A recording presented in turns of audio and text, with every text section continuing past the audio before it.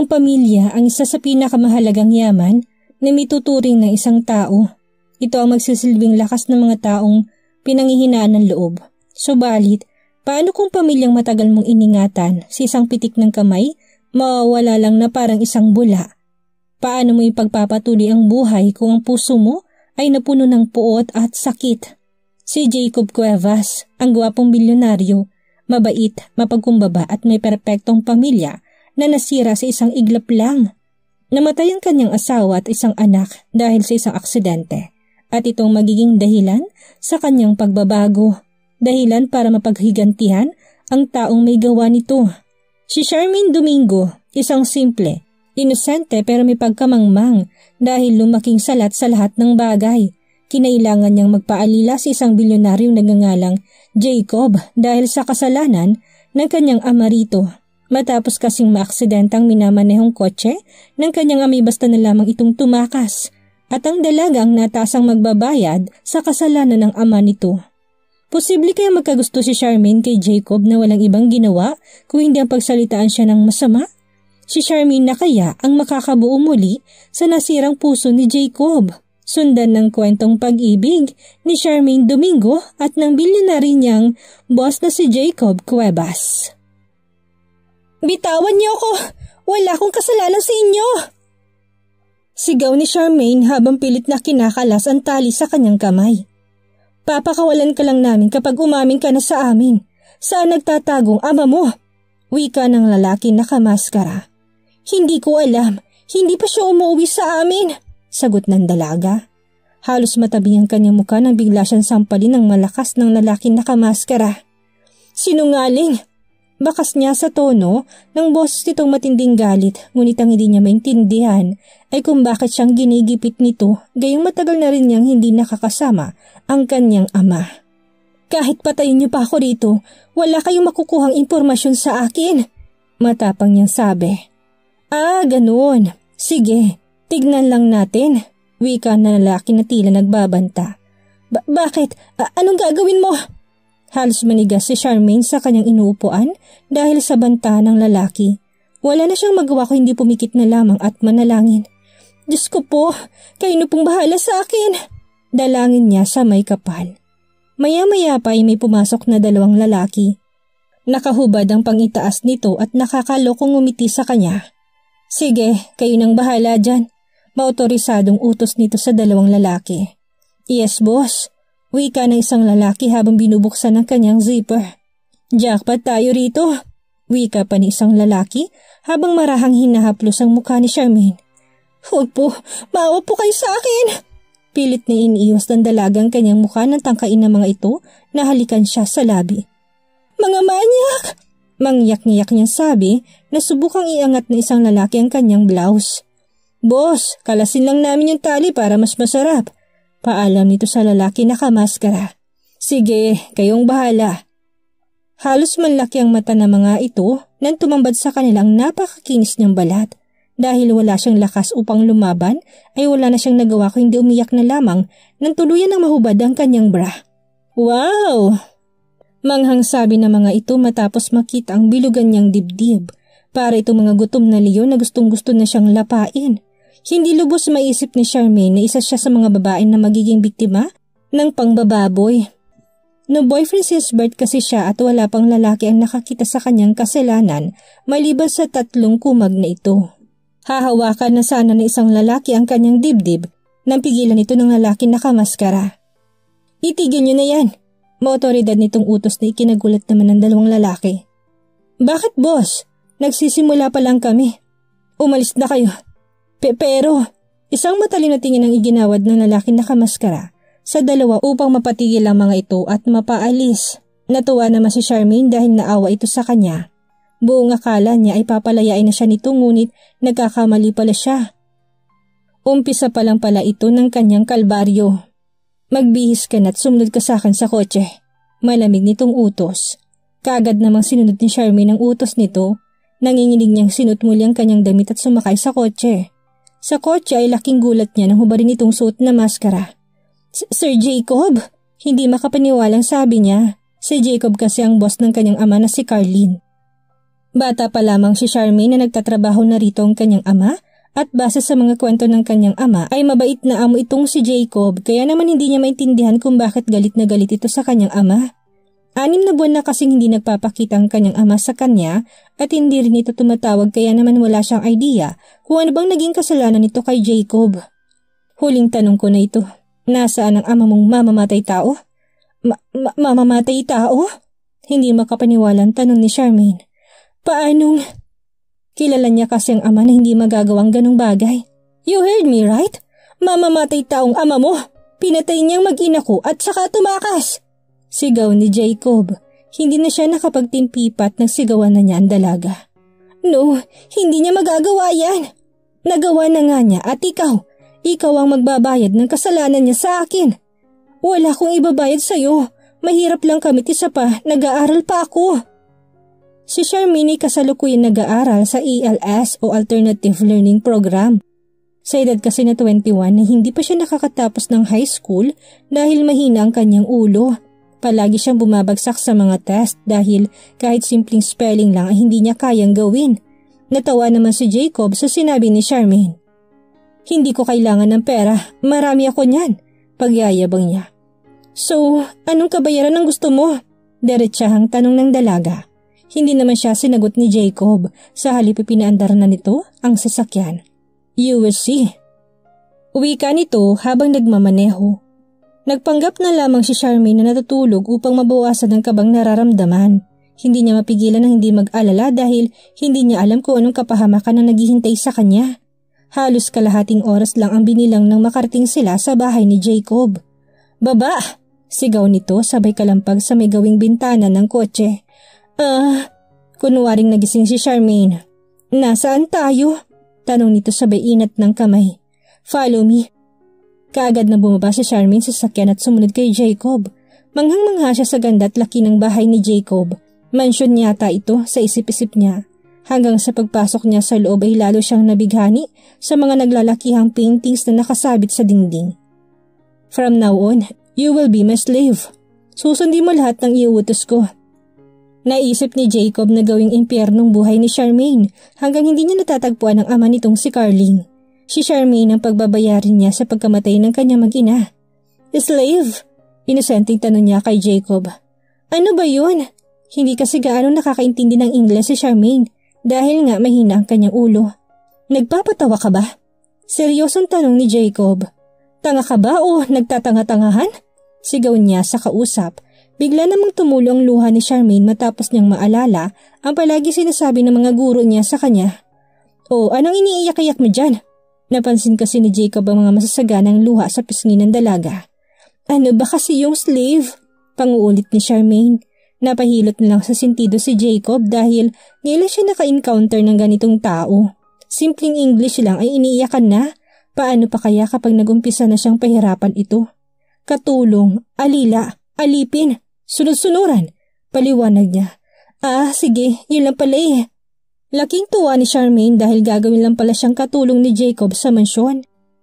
Bagamat sa tingin niya ay may hirapan siyang linisin ito dahil sa sobrang laki nitong mansyon ay pinagpapasalamat pa rin niya dahil kahit papaano ay may matutuluyan na siya. Ang totoo kasi niyan, pinalaya siya kahapon sa kanilang inuupahang bahay dahil 6 na buwan na silang hindi nakakabayad. Buhat kasi nang hindi umuwi ang kanyang ama ay hindi rin ito nagpapadala ng panggastos niya. Ilang sandali, lumabas mula sa kusina ang isang matandang babae na sa tingin ni Charmaine ay nasa 60 anyos na mahigit.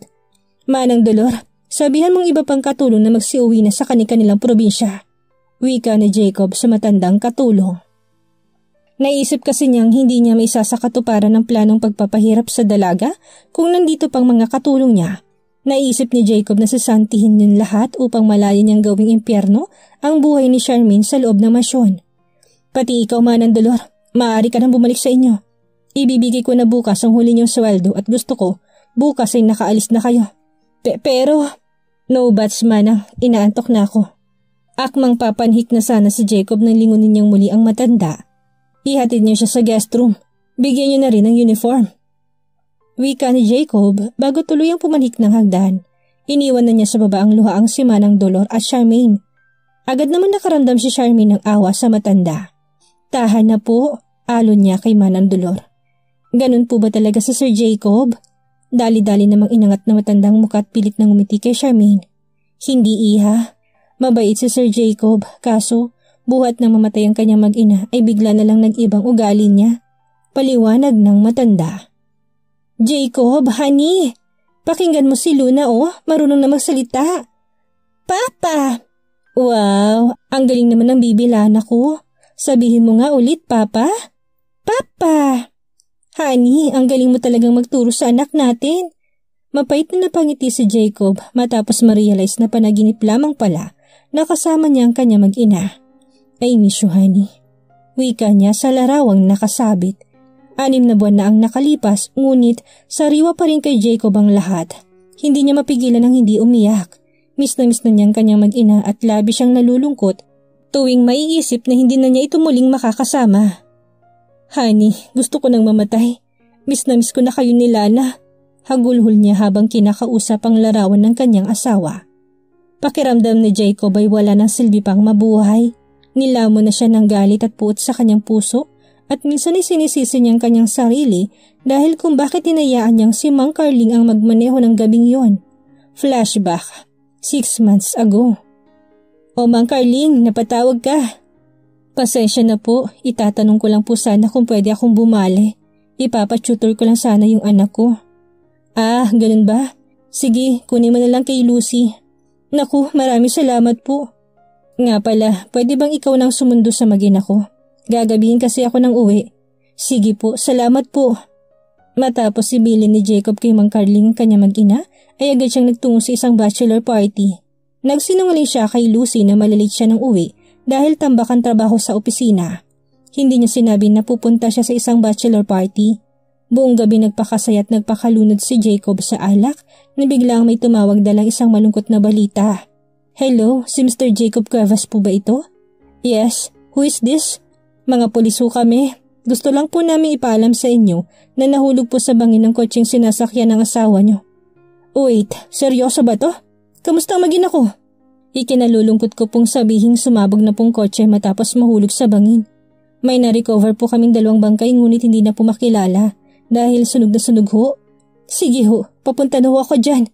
Tila mabilis na walang tama ng alak kay Jacob matapos ibalita ng pulis na patay ng kanya mag-ina. Pagdating niya sa pinangyarihan na aksidente ay halos mapaluhod siya sa kalsada matapos niyang makita ang magkayakap na sunog na bangkay ng isang batang babae at sa tingin niya si Lucy ang sapang bangkay dahil karga pa nitong kanilang anak. Wala nang nakapigil kay Jacob mula sa pagwawala. Hindi niya lubos sa kalain na sa isang iglap ay mawawala sa kanya ang pinakaiingatan niyang pamilya. Boss, ang pinagtataka lang namin ay kung bakit wala yung bangkay ng driver. Nang tignan nila sa CCTV parang sinadya talagang ihulog sa bangin ng sasakyan. Dahil walang na-recover na bangkay ng driver ay naisip nilang tumakas ito. Ang lahat ng sisi ay binunto ni Jacob kay Mang Carly dahil sa kapabayaan nito sa pagmamaneho. Hayaan niyo boss, sisiguraduhin naming mapapanagot ang may kasalanan. Wika ng pulis na may hawak sa kaso. End of flashback. Kasalukuyan. Hoy, gising! Isang malamig na tubig ang binuhos ni Jacob sa natutulog na si Charmaine upang magising. Sir! Gulat na gulat si Charmaine sa ginawa ni Jacob at dali-daling bumangon. Igawa mo ako ng almusal. Bilis! Sigaw niya sa dalaga. Opo. Hindi in-expect ni Charmaine na ganito siya tatartuhin ni Jacob para siyang hayop na basta na lamang sinabuyan ng tubig habang natutulog. Kung sa bagay, ano pa bang aasahan niyang kabaitan dito? Kamuntik na siyang pagsamantalahan kahapon dahil sa utos nito. Dali-dali niyang inayos ang kanyang sarili at mabilis na sinuot ang uniform na pangkatulong. Pagkababa niya, nadatnan niya si Jacob na abala sa pagbabasa ng dyaryo. Parentito nakaupo sa malambot na sofa habang nakadikwatro pa ang paa. Ano kayang maluto? Sa isip-isip ni Charmaine. Natatakot naman siyang tanungin ng kanyang amo dahil mukhang hindi maganda ang gising nito. Naisip niya magluto na lamang ng hotdog at itlog bilang almusal ng kanyang amo. Nagtimpla na rin siya ng orange juice bilang panulak. Nang matapos siyang maghain ay kaagad na niyang tinawag si Jacob upang kumain. Sir, nakahanda na po yung almusal. Wika niya habang hinimas ang kanyang tiyan. Kagabi pa kasi siya hindi kumakain kaya naman tumutunog ng kanyang sikmura. What is this? Dismayadong tanong ni Jacob. Almusal lang gusto ko tapos juice ang inihanda mo? Mabilis nitong binasag ang baso na may lamang juice dahilan para matalsikan si Charmaine ng bubog. At eto, ayoko ng ganitong almusal. Itinapon rin ni Jacob ang niluto ni Charmaine sa sahig at mabilis na bumalik sa kwarto. Hindi na ininda ni Charmaine ang dumudugo niyang binti, gawa ng pagtalsik ng bubog. Sa halip, mabilis niyang pinulot ang hotdog at itlog sa sahig at mabilis na kinain. Gutom na kasi siya kaya naman wala na siyang salan sa pagkain. Nang matapos siyang kumain ay dali-dali siyang nagmap na sahig at isa-isa niya ring pinulot ang mga bubog na nagkalat sa paligid. Maya-maya pa'y narinig niyang mabibigat na yabag sa hagdan. It's Jacob wearing a tuxedo. Muling yumuko si Charmaine dahil hindi niya kayang makipagtitikan dito. Iho, saglit, maaari ba kitang makausap? Wika ni Manang Dolor kay Jacob. Agad namang huminto si Jacob sa paglalakad upang kausapin ang matanda. What? Wika niya gamit ang tamad na boses. Magpapaalam lang sana ako at magpapasalamat na rin. Hindi ko alam kung anong dahilan mo't kailangan mo kaming tanggalin sa trabaho, pero ang akin lang sana ituloy mong buhay mo. Huwag mong punuin ng galit yung puso mo. Bata ka pa at tsak na makakahanap ka pa ng muling magmamahal sa'yo. Nasa 32 anyos lang kasi si Jacob na mabiyudo sa asawa. Gwapo, mayaman at hindi mahirap mahalin. Tumigas lamang ang puso niya na mawala sa kanyang mag-ina. Are you done? Late na kasi ako sa trabaho. Malamig na tugon ni Jacob sa matandang katulong. Sige iho, hangad ko na sumaya kang muli. Malungkot na wika ni Manang Dolor. Hindi na nagsalita si Jacob at mabilis nang ito nilagpasan kaya naman agad nilapitan ni Charmaine ang matanda upang yakapin. Manang Dolor, ako nga po pala si Charmaine, pakilala niya. Charmaine, anak, habaan mong pasensya mo kay Jacob. Mabait naman yan kaso lang may pinagdadaanan siya ngayon, kaya intindihin mo na lang. Bili ni Manang Dolor sa kanya. Opo, hanggang kaya ko po. O siya, mauna na kami't baka maiwan kami ng bus na sasakyan namin. Tanging si Charmaine na lamang ang naiwan sa mansyon dahil umalis ng lahat ng katulong. Hindi niya malaman kung anong uunahing linisin dahil sa laki at lawak nitong mansyon. Naisipan niyang unahin linisin ang labas ng mansyon dahil marami ng tuyong dahon na nagkalat sa paligid. Halos makuba si Charmaine dahil isa-isa niyang binunot ng mga damong ligaw sa garden. At panghuli, gamit ang pansala ay nilinis niyang malawak na swimming pool. Ay, nakakapagod. Daing niya matapos niyang linisin ang labas ng mansyon. Ano kaya kung maligo ako rito? Wika niya sa sarili habang nakatingin sa pool. Tama, wala namang tao kaya walang magbabawal sa akin. Mabilis niyang hinubad ang kanyang uniform at tanging kanyang lumang bra at maluwag na panty ang naiiwang saplot niya sa katawan. Kung hindi lang butas ang suot niyang panty ay isipin mong modelo siya dahil sa ganda ng hubog ng kanyang katawan. Idagdag mo pang bilugan at natural niyang dibdib na animoy melon sa laki. Grabe, ang sarap maligo! Sigaw niya habang nagtatampisaw sa tubig. Enjoy na enjoy si Charmaine kakalangoy at hindi na malaya ng oras. Ngayon lang kasi siya ulit nakaligo sa swimming pool dahil madalas ay sa ilog lamang siya naliligo noon. Hindi alam ni Charmaine na mayroong CCTV sa lahat ng sulok ng mansyon at nakikita siya ni Jacob sa mga oras na ito. Jacob's point of view. Sinubukan kong tumawag sa mansyon upang ipaalam kay Charmaine na uuwi ako sa tanghali at doon manananghalian, ngunit nakakailang tawag na ako hindi ito sumasagot. Hindi kaya tumakas na siya? Sa isip-isip ko, nakalimutan ko kasing ibilin sa guard na huwag palalabasin ng village si Charmaine. Dahil hindi ko siya makontak ay dali-dali kong tinapos ang aking gawain sa office para agad na makauwi. Habang nagliligpit ay bigla kong naalala na may CCTV nga pala ako sa bawat sulok ng mansyon. Sa pamamagitan noon ay madali ko siyang mamomonitor. Shit, ano bang ginagawa niya? Gulat na wika ko habang pinapanood siyang naguhubad. Agad na pa akong aking paningin sa ganda at kinis ng kanyang katawan. Saway ko sa aking alaga nang bigla itong nanigas. Ang mga dibdib niya ay bilog na bilog at tila nang aakit. Alam ko mali itong ginagawa, ngunit hindi ko mapigilan ang aking sariling pagnasahan ng katawan ni Charmaine. I enjoy watching her wearing her two-piece undies, but one thing I've noticed. Wait, bakit sinusot niya pa yung panty niyang wala ng garter? Bigla naman ako nakaramdam ng awa para kay Charmaine. Even her bra, what the heck? Mukhang basahan at talatang gamit na. Bigla tuloy akong napaisip, ano bang klaseng ama si Mang Carling sa kanya? Sobra-sobrang pinapasahod ko sa kanya ngunit bakit hindi man lang niya nagawang bilhan ng mga bagong underwear ang nag-iisa niyang anak? Well, sino ba naman ako para kaawaan siya? Her father kills my daughter and my wife. Hindi ako dapat nakaramdam ng awa sa kanya dahil deserve niyang ituring na parang basahan. Bigla akong nawala sa mood magtrabaho at nagbago na rin ang isip ko na doon man ang halian. Magpapadeliver na lamang ako ng pagkain dito sa office gaya na palagi kong ginagawa buhat nang mawala si Lucy. Fried chicken at rice lamang ang napili kong kainin ngayon dahil maselan ako sa pagkain at isa pa'y paborito ko talagang manok sa Jollibee. Kahit siguro araw-araw ko itong ulamin ay hindi ko pagsasawa ang kainin. Mabilis lang lumipas ang oras at mag-aalas-tres na. Ngunit hindi ko maintindihan ay kung bakit ko palaging naiisip ang aking bagong katulong, si Charmaine. Am I attracted to her? Sa isip-isip ko ngunit mabilis kong tinutulan. No, hindi pwede. She's too young for me and I hate her father. Sermon ko sa aking sarili. Marahil ay natigang lang ako kaya ganitong nararamdaman ko. Lalaki lang ako at mabilis matukso, lalo pat bata at sariwa itong si Charmaine. May boyfriend na kaya siya? If yes, nagniig na kaya sila? Sunod-sunod kong tanong sa aking isipan para na akong mababaliw sa kakaisip sa babae na yun na kahapon ko lang nakita. At dahil hanggang ngayon ay naninigas pa rin ang aking sandata ay kailangan kong ilabas ang init na nararamdaman ko. Sakto namang pumasok ang aking sekretary. Matapos kasing mamatay si Lucy ay naging tigang na ako. Naalala ko pa noong nabubuhay siya. I used to use her 3 times a day kaya naman nang mawala siya ay palagi na lang akong nagsasarili sa banyo. Until I found out na lihim na palang may gusto sa akin si Nicole, ang aking sekretary. Araw-araw niya akong pinapaligaya.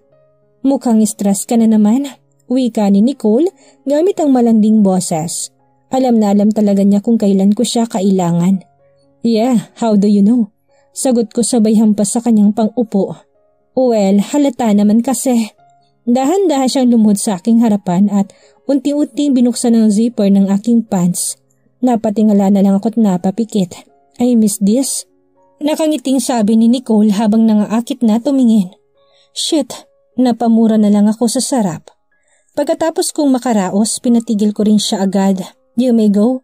Matipid kong sabi na parang walang nangyari. Ganito kasi ang setup namin ni Nicole at nangako siyang walang ibang makakaalam ng lihim namin maliban sa aming dalawa. Bukas ulit, malanding sabi niya bago lumabas ng aking opisina. Hindi ko na siya tinapunan ng tingin dahil napukaw na naman ni Charmaine ang aking atensyon. Talagang damang-daman niya ang pagiging katulong sa mansyon. Iiling-iling na sabi ko matapos makitang abala ito sa paglalampaso ng sahig. Samantala, bago ako umuwi ng mansyon ay naisipan kong dumaan muna sa SM upang bilan siya ng mga underwear. Hindi ito dahil sa naawa ko sa kanya kundi parang kabayaran lang ito sa ginagawa niyang paglilinis sa bahay. Pagdating ko sa mall, agad akong dumiretso sa department store upang tumingin ng mga underwear. Huy, tingnan mo yung lalaki, may hawak na bikini. Dinig kong sabi ng isang babae na tumitingin din ng underwear. Bakla yata, sayang naman. Dinig kong sabi ng katabi nito habang nagtatawanan. Wait, mali kayo nang iniisip. Natatarantang sabi ko sabay bitiw sa aking hawak na kulay pulang bikini. Sa katulong namin to, paliwanag ko. Tila hindi naman naniwala ang dalawang babae sa aking sinabi. Ang sosyal naman pala ng katulong nyo, sa SM pa binibili ng underwear at take note. Bikini pa ha? Wika ng babae sabay hagalpak ng tawa. Dahil sa matinding kahihiyan ay dali-dali kong nilisan ang nasabing department store. Pagdating ko sa bahay ay agad akong nagutom matapos kong maamoy ang amoy ng bagong lutong ulam at kung hindi ako nagkakamali adobo yon. Hindi ko akalain na marunong palang magluto si Charmaine. Agad ko nilantakan ang nasabing ulam at kinain ko yon nang nakakamay lamang. Ang sarap! Halos nakadalawang ulit ako ng kanin dahil sa sarap ng sarasat yung manok. Saktong-saktong ang lambot. Agad ko nilinis ang aking kinainan upang hindi malaman ni Charmaine na nauna na akong kumain. Hindi ko gustong pasalamatan siya. I don't want to give her compliments lalo na't anak siya ng taong may kagagawa ng pagkawala ng mag-ina ko. Nasaan kaya siya? Halos maikot ko na kasi ang buong mansyon ngunit hindi ko pa rin siya nakikita. Kung kaya't minabuti kong puntahan siya sa kanyang kwarto upang tingnan kung naroon ba to. Naabutan ko itong nakadukduk sa lamesa. Pawis na pawis at mukhang pagod na pagod. Lalabas na sana ako ng kanyang kwarto nang maisipan ko may hawak-hawak siyang lapis. Nang lapitan ko siya ay nakita ko na nagsusulat pala siya ng essay sa isang yellow pad. Dahan-dahan kong kinuhang papel upang basahin. Halos nawindang ako sa aking nakita. Bukod kasi sa pangit ng kanyang penmanship ay hindi rin naintindihan ang kanyang mensahe sa essay. Napansin ko rin na mali-mali ang kanyang spelling kahit na Tagalog ang kanyang sinusulat. What a trash! Dali-dali ko itong nilumukos at tinahagis sa basurahan. So disgusting. Ngayon lang ako nakakita ng ganitong essay. Tama lang na gawin ko siyang katulong dahil sigurado ko na walang mararating ang babaeng ito. Kinabukasan, maagang gumising si Charmaine upang maghanda ng almusal. Naisip niya magsaing dahil ayaw ni Jacob ng tinapay ang almusal. Ham silog with black coffee for the win. Masiglang wika niya habang naghahain. Sakto naman napababa na ng hagdan si Jacob kaya agad niya itong niyaya. Sir, nakahanda na po yung almusal. Hindi siya kinibo ng kanyang amo at dire-diretso lang itong nagtungo sa lamesa. Nang makita ni Charmaine na nagsisimula na itong kumain ay agad siyang pumunta sa kanyang kwarto upang magpalit ng damit pang eskwela.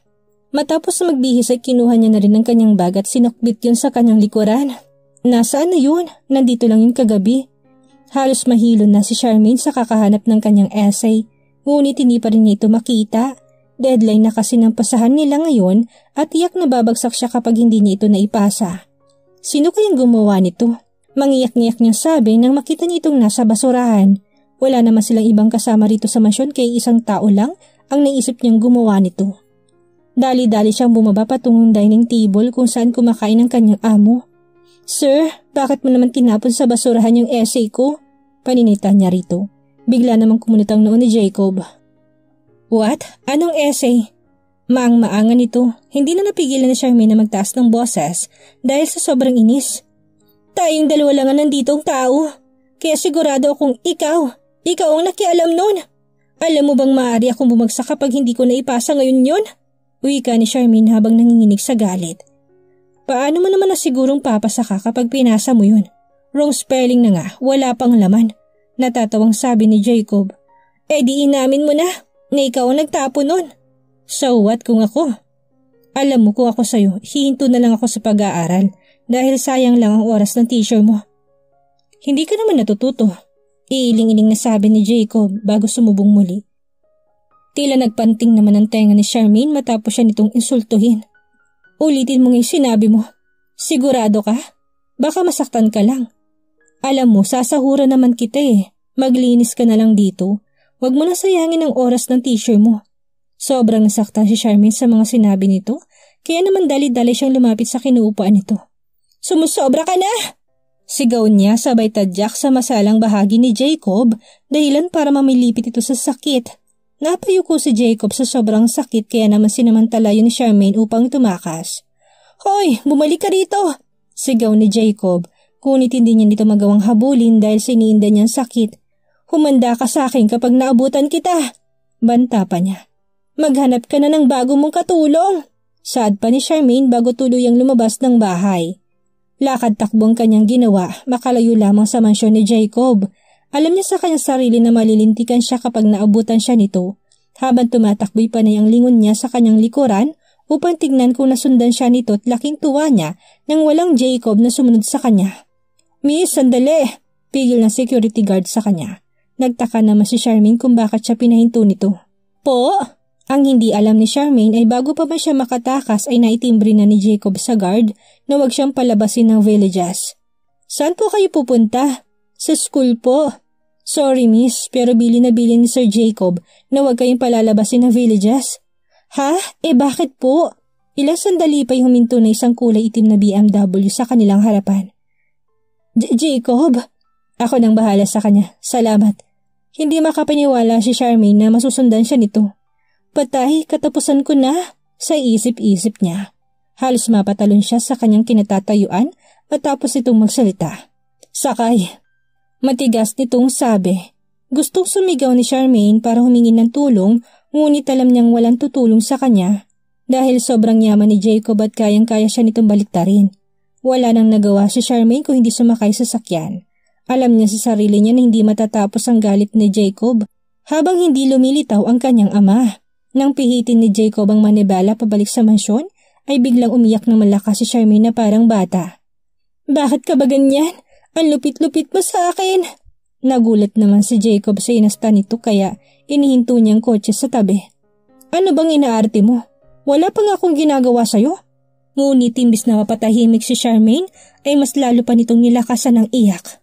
Hayaan mo na kasi akong pumasok. Naglilinis naman ako sa mansyon ha. Halos sabunutan ni Jacob ang kanyang sarili dahil naririndi na siya kay Charmaine. Okay, ihahatid na kita doon. Wika ni Jacob na tila nagtitimpi. Hindi niya kasi lubos maisip na gagawin pa siya nitong school driver. Saan ka ba nag-aaral? Para namang batang binigyan ng candy si Charmaine matapos siyang payagan ni Jacob na mag-aral. Talaga? Wow! Yay! Nang makarating sila sa eskwelahan ay halos hindi makapaniwala si Jacob na sa ALS pala nag-aaral si Charmaine. Buong akala niya kasi college na ito at sa isang university ito nag-aaral. What? Bakit hindi ka pa bumababa? Pwede bang makahiram ng 100 pesos? Bibili kasi ako ng yellow pad at pamasahe ko na rin pa uwi. Nahihiyang sabi ni Charmaine. Halos mapahilamos ng mukha si Jacob sa narinig. Hindi niya akala ay nagagawin pala siya nitong sponsor sa pag-aaral. Mukha ba akong ama niya? Sa isip-isip niya, wala na siyang nagawa kung hindi bigyan ito ng baon. Anong oras ang uwian niyo? Tanong niya matapos iabot ang 100 pisong papel sa dalaga. 11:30 a.m. Okay, I will fetch you later. Iniwan na ni Jacob si Charmaine matapos niyang makitang nakapasok na ito sa gate ng eskwelahan. Pagdating niya sa opisina, agad sumalubong sa kanyang tambak na papeles na kailangan niyang pirmahan. Jacob is the CEO/President of Luxury Cake Company. Sikat ang kumpanya niya worldwide dahil sa galing niya sa larangan ng pagdedesenyo ng alahas. Sir, hindi matatapos yan kung tititigan mo lang. Wika ni Nicole gamit ang malanding boses. Yeah, I know. Sagot ni Jacob na mukhang malalim ang iniisip. Well, if you want, I can pleasure you. Alok ng kanyang sekretary habang unti-unting kinakalas ang botones ng kanyang blouse. Wala ako sa mood, Nicole. Tamad niyang wika. Pwede kitang... Hindi na natapos sa sasabihin ni Nicole nang bigla siyang tinignan ni Jacob ng matalim. Look, Nicole, from now on, kakalimutan mo ng mga nangyari sa atin dito sa loob ng office. Or else, sisisantihin kita. Diretsahang sabi ni Jacob sa kanyang sekretarya. Parang basahala niya itong tratuhin na pagkatapos gamitin ay basta na lamang niyang itatapon. Marahil ay nanawa na siya sa paulit-ulit nilang ginagawa o hindi kasi iba na siya nakakaramdam ng init. Pilit nag-concentrate si Jacob sa kanyang trabaho ngunit hindi siya makapag-focus gawa nga na palagi niyang naiisip ang bago niyang katulong. Oo, galit siya rito. Ngunit ang hindi niya maintindihan ay kung bakit parang unti-unti na siyang na-attract dito. Bukod kasi sa maganda nitong katawan ay mukha rin itong anghel. Inosente at sensitibo sa lahat ng bagay. Madali itong mautot pasunurin sa lahat ng kanyang sasabihin. My God, Jacob! She's a high school student, saway niya sa kanyang isipan. Matapos niyang maalalang itsura nito habang naliligo sa pool, maya-maya pa'y pumasok muli si Nicole sa kanyang opisina. Nakasimalmal ang mukha nito tila nagtatampo sa kanya. Sir, nandito po si Sir Benji. Gusto raw kayo makausap. Walang ganitong wika sa kanyang amo. Papasukin mo. Sagot naman ni Jacob nang hindi ito tinatapunan ng tingin. Kamusta, Jacob? Bungad ni Benji sa kanya. Si Benji ang matalik na kaibigan ni Jacob mula pa pagkabata. Parang silang magkapatid ko sila'y magturingan. Business partner ang mga magulang nila kaya naman lalo silang naging malapit sa isa't isa. Oh Benji, nice to see you again. Masayang bati ni Jacob matapos niyang makita muli ang kaibigan. 1 taon kasing namalagi si Benji sa Australia, kaya naman hindi ito nakarating sa burol ng kanyang mag-ina. Pasensya ka na kung hindi kita nadamayan ng mga oras na kailangan mo ng karamay. Malungkot na wika ni Benji. Ayos lang, naiintindihan kita. Base sa itsura mo ngayon, mukhang naka-move on ka na. Kung titignan kasi si Jacob ay hindi mo mababanaag na may mabigat siyang pinagdadaanan. Ang hindi alam na nakakarami ay gabi-gabi itong umiiyak dahil sa matinding pangungulila. Brad, alam mo naman na magaling lang ako magdala. Sa bagay, wala naman na tayong magagawa kung hindi tuloy ang buhay. Bata ka pa naman at tsak na makakakita ka pa ng makakasama mo sa buhay. Payo ni Benji sa kaibigan. Napaisip naman si Jacob sa sinabi ni Benji. Tama ka Brad, pero ngayon gusto ko munang panagutin na may kasalanan sa pagkamatay na mag-ina ko. Hindi ako matatahimik hanggat hindi siya nahuhuli. Matigas niyang sabi. Si Mang Carling ba? Kilala rin kasi ni Benji si Mang Carling. dahil minsan ay pinagmamaneho siya nito kapag day off ng kanilang driver. Yes, siya nga. Tinitiyak kong pagsisisihan niya kung bakit niya tinakasan ang kasalanan niya. Kung sakaling hindi na siya magpakita, sa ibang tao ko ibabaling ang galit ko sa kanya. Si Charmaine ang tinutukoy niya. Dinala niya ito sa mansyon upang pahirapan at ngayon ay nakaisip siya ng bagong plano. Ano nang mangyayari kay Charmaine ngayong nasa poder siya ng taong sagad hanggang buto ang galit sa kanyang ama? Ano ang panibagong plano ni Jacob para mapahirapan ang dalaga? May mabuong pag-ibig kaya kay Jacob para sa inosente at malaanghel niyang housemaid? Yan ang ating aalamin sa susunod nating kabanata.